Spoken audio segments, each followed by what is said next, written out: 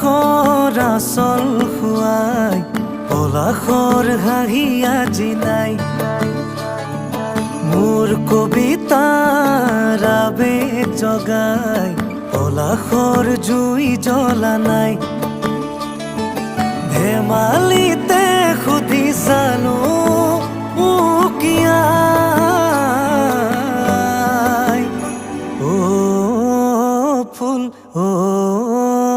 ফুল নুফুলানো কিয় ফাগুনৰে যে অভিমান মই নুফুলিম কিয়